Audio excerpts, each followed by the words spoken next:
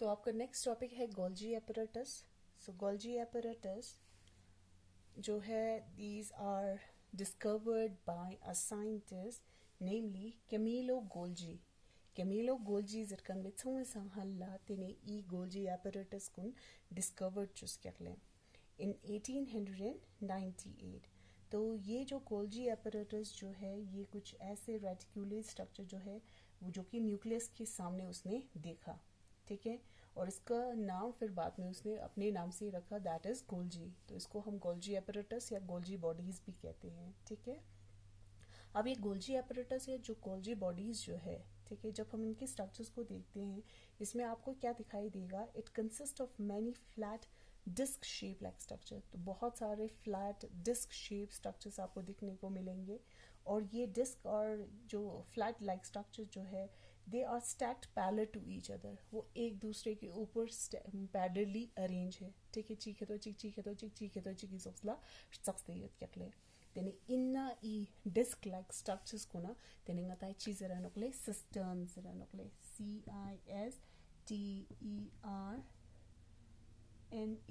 Cisternae या सिस्टर्न्स भी कहते हैं, ठीक है। तो ये ngata चीज रनोकले सिस्टर्नी। और ये जो सिस्टर्नी जो होता है इनका जो डायमीटर जो होता है it varies, it can be from 0.5 micrometre to 1.0 micrometre, ठीक है। तो इनका डायमीटर जो है वो इतना हो सकता है। अब ये जो सिस्टर्नी जो है या सिस्टर्न जो है ये अलग अलग सेल्स में इनका नंबर जो है गोल्जी एपरेटस का ये वेरी करता है। तो यहाँ पे मैंने दिखाए हैं 4, तो ये 5 भी हो सकता है, 6 भी हो सकते हैं, 7 भी हो सकते हैं, ठीक है। So the number of the cisternae और इट कैन वेरीज, वो अलग अलग हो सकते हैं, ठीक है। तो सिस्टर्नी उन जो कुन हाला गोल्जी एपरेटस कुनले गोल्जी एपरेटस कुने ई फॉर्म स्ट्रक्चर्स कुन अगर ngata इस्ताना ऐसा माना जाता है कि they are always associated with the endoplasmic reticulum. यो हमेशा एंडोप्लाज्मिक रेटिक्यूलम नंग यंपो एसोसिएट हो निकले। जैसे कि मैंने पहले भी बताया था द गोल्जी एपरेटस जो है वो भी किसके साथ है, इउनंग अतची नंग यंपो योनो इंडो मेम्ब्रेन सिस्टम में योनो होला ता ई विलास नंग एंडोप्लाज्मिक रेटिक्यूलम गुने लास कुंचित करले खोनी कोऑर्डिनेटली चोट करले। अब ये क्या करते हैं, जैसे कि यहाँ पे अगर एंडोप्लाज्मिक रेटिक्यूलम है, ठीक है, तो ये हमेशा एंडोप्लाज्मिक रेटिक्यूलम के साथ एसोसिएट है ना। तो एंडोप्लाज्मिक रेटिक्यूलम जो है या फिर वो प्रोटीन सिंथेसाइज करेगा या फिर वो लिपिड्स को सिंथेसाइज करेगा। तो इसी लासिल ने एंडोप्लाज्मिक रेटिक्यूलम में हाला। अब इसने जो भी बनाया है they move into the Golgi apparatus, वो गोल्जी एपरेटस के अंदर जाएगा। जिस जगह से ये जाएगा काव थ्रू को नंको अच्छा में रले ई एरिया वाले this convex form, this face is called as the cis face. इस फेस को हम कहते हैं सिस फेस, ठीक है। काव थ्रू ngata जो कुन इन चला कुन मूव छर वाले काव थ्रू छर नंको अच्छा करबा तेने ngata सिस फेस जरा नकले। और इस फेस को हम सिस फेस भी कहते हैं और फॉर्मिंग फेस भी कहते हैं, ठीक है। अब और उसको हम क्या कहते हैं, फॉर्मिंग फेस भी कहते हैं, ठीक है। इसको हम कहते हैं forming face, this convex face. यहाँ पे जो कनकेव वाला जो फेस है this face is called as the trans face. इसको हम कहते हैं ट्रांस फेस और maturing face. Maturing face taka chalak po ina ne sonte kheci las chogosh na choste phelo abing जाने खुनका फेस ने भी अनुकले ट्रांस फेस इन्होंने भी अनुकले। तो यहाँ पे ये जो मॉलिक्यूल जो भी है तो यहाँ से जो बन गए हैं यहाँ पे अब ये वेसिकल्स के फॉर्म में यहाँ पे कन्वर्ट हो जाएंगे, ठीक है। तो यहाँ से ट्रांसफेस से मेच्योर होके फिर वो बाहर निकल आ जाते हैं, ठीक है। सो गोल्जी एपरेटस को ने फेस नीज दुकले सिस फेस या फॉर्मिंग फेस जहाँ से जो भी मटेरियल जो है वो उसके थ्रू जाता है और ट्रांस फेस से वो मेच्योर होके या जो भी उसने मॉडिफाई होना है तो वो बन के बाहर निकल आ जाता है। अब यहाँ पे जो आप लोगों को जो सिस्टर्नी जो है ये आप लोगों को यहाँ पे अलग अलग दिखाई दे रहे हैं, but these all are interconnected. खुरंग समाचिक नौचिक ची ओनोकले इंटरकनेक्टेड है ओनोकले। तो यहाँ पे जितने सारे सिस्टर्नी हैं they all are interconnected, okay. अब जो गोल्जी एपरेटस जो है इनका मेन फंक्शन क्या है, what are the main functions which are performed by Golgi apparatus?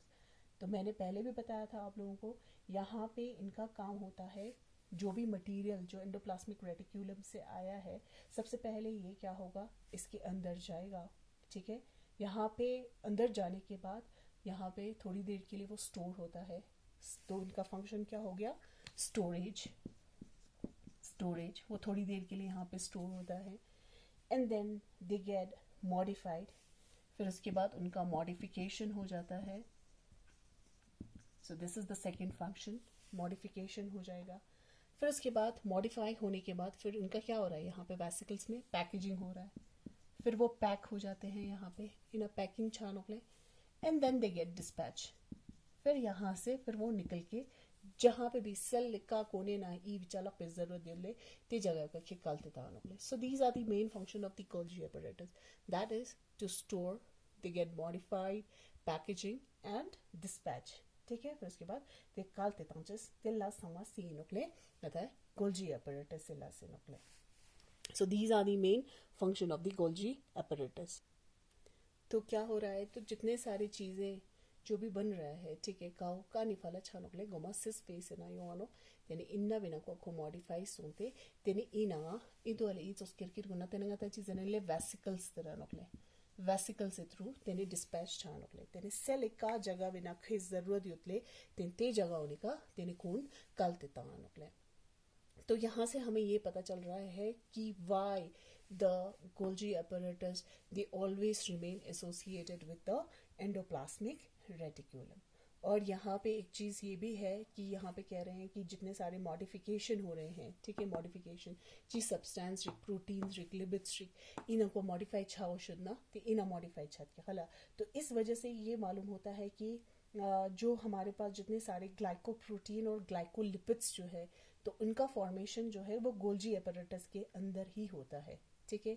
सब कहता है ग्लाइकोप्रोटीन ने, ग्लाइको मीन कहता है जो कार्बोहाइड्रेट न प्रोटीन डिस्कन, ग्लाइको हमेशा कहता है जो कार्बोहाइड्रेट न लिपिड डिस्कन है ई मटेरियल गुण हमेशा का ना दो दानों डुबा नोकले मतलब गोल्जी एपरेटस गुना चाहिए ना इन्ने नंको कौन मॉडिफाई छत क्या लिपिड्स खोना याद क्या प्रोटीन खोना याद क्या कार्बोहाइड्रेट खोना याद क्या तते गुण ते नंको इन नंको मॉडिफाई सोते तेने इन्ने नंको डुबते तेने कौन डिस्पैच छा नोकले, ठीक है।